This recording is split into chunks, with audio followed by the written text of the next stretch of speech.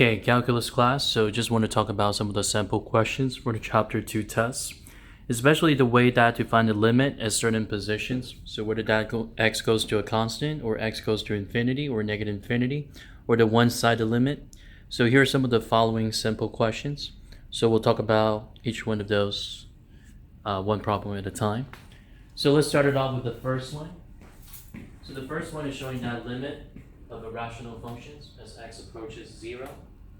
So now if you just plug in 0 here, you'll see that it's going to be like constant over 0, and that's going to be considered undefined. So instead of doing that, so we want to find out the one-sided limit, because by using the definition of limit, the limit approaching from the left-hand side, if that's the same as the limit from the right-hand side, that means the limit exists. Okay? So let's find out the limit from the left-hand side. So if x goes to 0 from the left-hand, coming from the left-hand side, so that means we do have negative 0.00001 minus 2. And then it's all over negative 0.00001 quantity squared. And then times negative 0.00001 plus 1. So the top part, then that turns out to be negative 2.0001. Denominator, this one is going to be a positive, very small positive number. It's a small positive decimal. And then this one is just like 4.9999. Okay?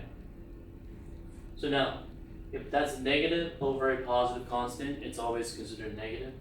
But now, once you divide it by a very small positive decimal, so this one turns out to be negative infinity. So for the one-sided limit, x goes to 0 from the left. So that one is going to be negative infinity. Now, what about the one that coming from the right-hand side? So we just want to find out if that's negative infinity, so that means the limit is going to be negative infinity. If that's something else, that means the limit does not exist. So now let's find out the limit when x goes to 0 from the right-hand side. Okay, so from the right-hand side.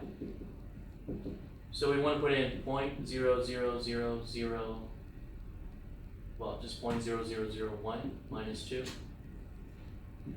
Again, this one, just plugging down the exact same value.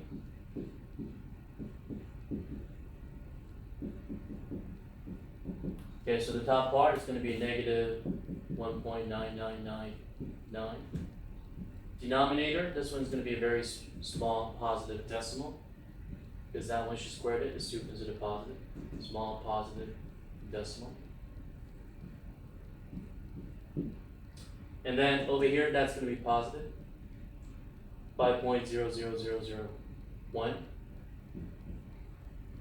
So constant over a constant, so negative constant over a positive constant is going to be negative. So negative constant divided by a very small positive decimal is going to be negative infinity. So the one-sided limit, so this one actually invents the condition, so negative infinity is the same as negative infinity. So therefore the limit when x goes to 0 is negative infinity. But the thing is now you have to show the process, the work. You cannot just simply say that it's negative infinity. And now, what about the limit? Once you deal with the absolute value binomial. Okay, so this one, absolute value, one shouldn't do it. So this one can be written as 3 minus x over plus minus quantity, 3 minus x. So as you can see that 3 minus x, we can just reduce. So now what's left here? We do end up with two different limit. It's plus minus 1. So what that's showing here, so for the graph, so we have 3 here, 1, 2, 3. So we do have 2 breaking points. So one is down here at negative 1, so that's coming from the left. And then the other one, up 1, so, and also that happens at 3. But this one is coming from the right. And also this one tells you that the function is not continuous, and the limit approaching from the left is not the same as the limit approaching from the right. So therefore the limit does not exist. And what about something like the rational functions? So 3 plus x, so that one is written as, well, just a binomial, but it's to the power of -1. So it's going to be irrational. So this one is written as limit x goes to 0, 1 over 3 plus x. Minus 3 to the power of -1, it's just 1/3. And then it's all over x. And also you don't want to put in zeros, because that's going to be like 0 over 0. Well, it's going to be like undefined. Okay, so you don't want to do that. So the way that we can deal with this, we can find the least common denominator, LCD. So the least common denominator, then that'd be 3 plus x. Okay, so 3 plus x. So in order to go from here to here, we multiply by 3 top and bottom. In order to go from 3 to the least common denominator, we multiply top and bottom by 3 plus x. Okay? So as you can see that, 3 minus 3, so this one got canceled. So we do have -x over 3 times the quantity of 3 plus x. Divided by x, that means you multiply by the reciprocal. So another thing that we can do, cross cancel. So it looks like there's no more restrictions. So there's no more restrictions, so that means we can plug in 0. So 3 plus 0, which is not 3. And then 3 times 3, then that'd be 9. But don't forget the top part, it's -1. So -1 over 9. Okay? And now for the next one, so this one is the limit when x goes to infinity. So it's finding the limit when x goes to infinity. So first thing that you want to find out is about the type of the function that we have right here. So it's a radical with quadratic, and then the bottom part is linear. So the whole thing is considered rational. So first thing that you want to do, anything that's factorable, so we try to factor it, or anything that can reduce. Okay, so what we want to do here, the top part, nothing we can do. I mean, we can factor out x squared minus 9, but just leave it as the way it is. So square root of x squared minus 9. Denominator, so we can take out 2, because that is like the greatest common factor. But instead of taking out the constant greatest common factor, we want to take out the end behavior. Okay? So let's take out the end behavior, top and the bottom. So the end behavior, that means it's the variable that contains with the highest power. So the top part, we do have square root of x squared. So we take out x squared under the radical. And now the rest of this, we do have 1 minus 9 over x squared. And then for the denominator, we try to do the same thing. But this one, the highest power, just x to the first power. So just x. So that, well, let's find out things that remain. So we do have 2 minus 6 over x. So square root of x squared, so that's always considered absolute value of x. So which is just x. And then square root of 1 minus 9 over x squared, just leave it. Denominator, we do have x. And then over here, we do have 2 minus 6 over x. So now let's do some analysis. So anytime they see the constant over in infinity, it's always considered 0. So basically the rational here, so we can just reduce them. So now we end up with root 1 over root 2. And also the x's, we can just reduce. So square root 1, which is 1, square root 2, which is 2. Well, this one is not square root 2, that's just 2. So just 1/2. Okay, so then that'll be the final one. Again, so what I did here, I took out the end behavior, and then find out the rest of the remaining element. This one is just the analysis, 9 over infinity squared, so that's just 0, 6 over infinity, 0 also. And then things that they share in common, top and bottom, reduce. And then whatever that's you have remain for the constant, just rewrite it. Okay, so now let's see the last one for the trig functions. It's the inverse of trig functions. So this one is limit of tangent, inverse of tangent of 2 over x, as x approaches 0 from the right hand side. So for the inverse of tangent curve, back to trig and then pre-calc. So the restrictions for the range is always from negative pi over 2 to pi over 2. And the graph looks like this. It's a sideways cubic curve. But this one is being bounded from negative pi over 2 to positive pi over 2. So again, this one is the inverse of tangent of x. So first thing that you want to do, put in that 0. Now 0 from the right hand side, so that means you want to give a small number, a very small decimal, so it's about 0.00001. So this one we do have limit, x goes to 0 from the right hand side, so inverse of tangent, while 2 over a very small positive decimal, so that turns out to be infinity. So inverse of tangent of infinity, so x goes to infinity, so y goes to positive pi over 2. So that means the limit for this one, so that means it's going to be pi over 2. Again, this one can be found from those sections that we have gone through so far. So section 2.1 all the way to 2.6 with all the limits. So the next one I'm about to show you here is the continuity. Okay, so let's go through the definition of continuity.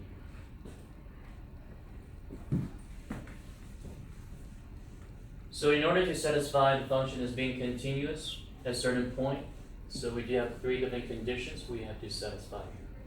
If one of those conditions fails, so that means the function is not continuous at the position.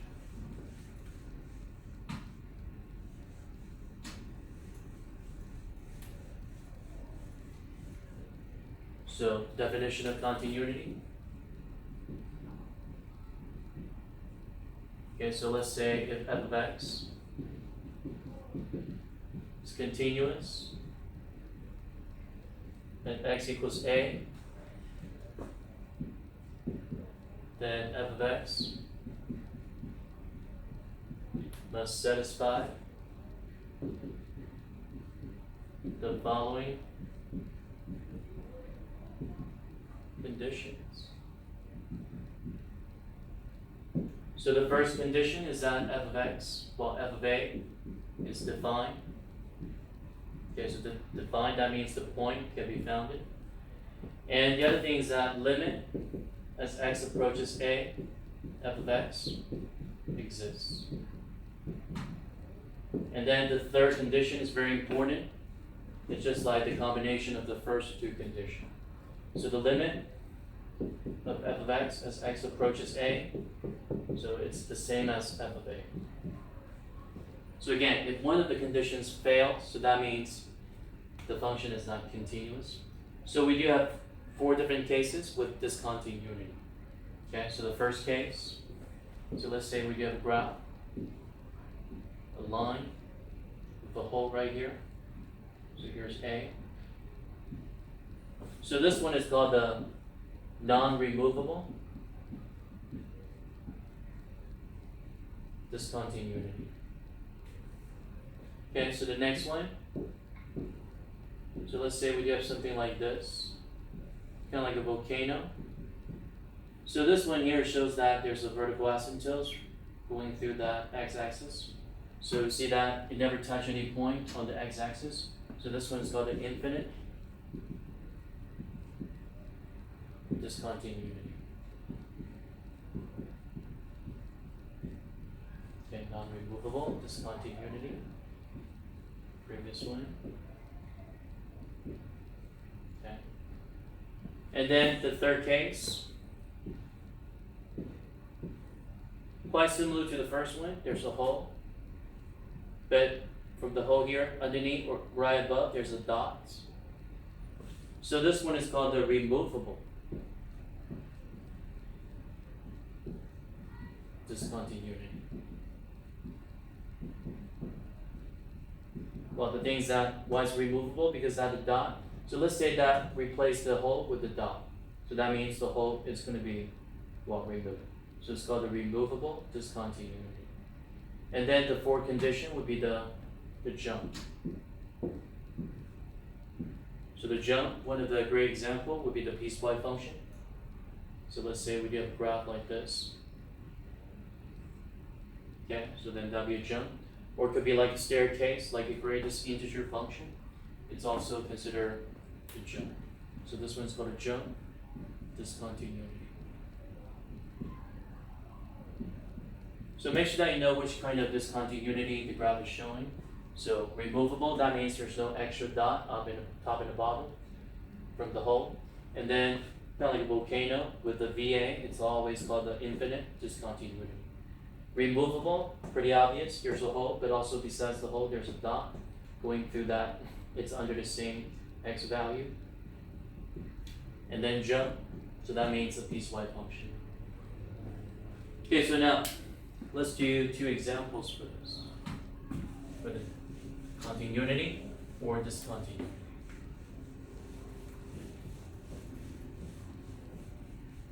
Again, this one is going to be on a chapter 2 test. So make sure that you know all the definition, all the properties of limit, the way to find the limit, and the way to define the continuity and discontinuity. Okay, so now let's see. So let's say that determine where f is discontinuous. Okay, so let's say f of x, so that equals square root of, so this one is square root of negative x. Well, just positive root x. If x is less than 0, well, negative. So the other one is 4 minus x. 0 is less than, well, equal to x. It's less than 4. And then the third one is 4 minus x, quantity squared, if x is greater than 4. Okay? I mean, this one certainly you can sketch the piecewise functions, the graph, but one thing that we can find out, it's the limit approaching from the left. If that's the same as the defined value of a, and also is the same as the value of x goes to a from the right hand side. So that means, you know, at that position, f of x is continuous. Okay, so this one is just another definition. Well, let's just compare the first two. So the breaking point here is what? 0. So for 0, so that means let's find the limit from the left. So this one there's no restriction, we just plug in 0, so then that'll be 0. And then the limit, x goes to 0 from the right, that means we're using the second one. So 4 minus 0, then that's 4. Again, those two limit, they're not equal. Since they're not equal, so that means f of x, it's not continuous. And x equals 0. Now, here's another position at 4. So let's find out the limit, the one approaching from the left. So the one approaching from the left, so then that'll be 4 minus x versus the one that is coming from the right. So 4 minus x, quantity squared. So this one again, there's no restrictions, so 4 minus 4, so then that'll be 0. But over here, also looks like it's going to be the same thing. So what happened at 4 then? So that means f of x, it's continuous. And x equals 4. Okay? So again, it's about using the left side limit with the right side limit. So if those two limit, if they're equal, so that means the function is continuous at that position. So the rest of the, what about the rest of the interval? Are they considered continuous? It is. Because that by definition, radical, linear, quadratic, or polynomial, all those type of functions, they're always continuous on this specific interval. So there's no need to check that. Okay, so for square root of negative x, so the graph is going to be like this, going this way. And then 4 minus x, so it's up 4. Negative x, down 1, 1 over to the right. But this one is less than 4. Down 1, 1 over to the right. Down 1, 1 over to the right. Okay, so it's going to be like this. And then for the third one, so 4 minus x. So this one is a quadratic, so which would mean it's a parabola. So negative x, well, let's put it this way. So it looks like it's going to be shifted 4 units to the left. Well, I'll just take out the negative, so it's going to be quantity, negative, well, x minus 4, quantity squared. So that one shows that it's like a reflection. So it's x minus 4, so it's 4 units to the right, over here, and it's greater than 4. So it's going to be like this. Again, the rest of the interval, it shows that they're all continuous. So the only thing that you need to check is the breaking point that they have. See that the limit, those two, they're not exactly the same as 0, but this one, they're exactly the same. So that's why at 4, and that's considered continuous, but at 0, it's not continuous. Okay, so now let's see what else that we have for the continuity.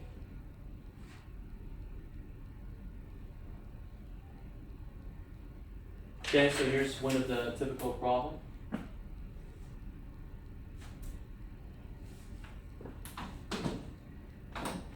So this one, it shows that it's already continuous, but you want to define the value of c. Okay, so how do you define the value of c?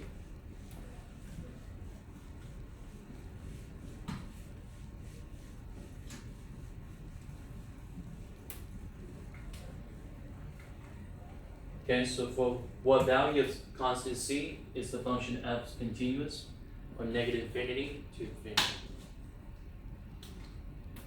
Okay, so I'll just erase this. So again, f of x is already continuous. It's already shown. It's given on the given interval from negative infinity to infinity. And here's what we got for the piecewise function.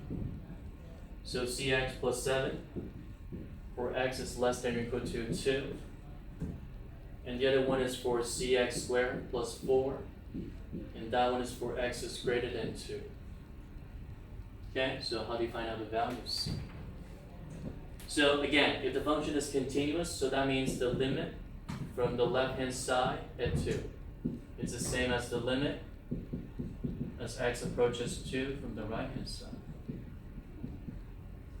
So the value of x, things that they share in common, the breaking point is what? The value of x is 2. So we just plug in the number. So 2c plus 7. So since we do know that the limit is going to be the same, so that means we want to set that equal to c times 2 squared plus 4. So 2c plus 7, so that equals 4c plus 4. And now we want to solve for c. So 4c minus 2c, then that would be 2c. 7 minus 4, then that's 3. And then divided by 2. So that means c is 3 over 2, or 1.5. Okay, so that's how you define it. Again, it's all about using the definition. The limit approaching from the left-hand side is the same as the limit approaching from the right-hand side. Okay, so anything that you're getting struggle, you can always fast forward, rewind, and then just watch the video again. Okay, so please give me any comments, and also subscribe to the channel. Thank you.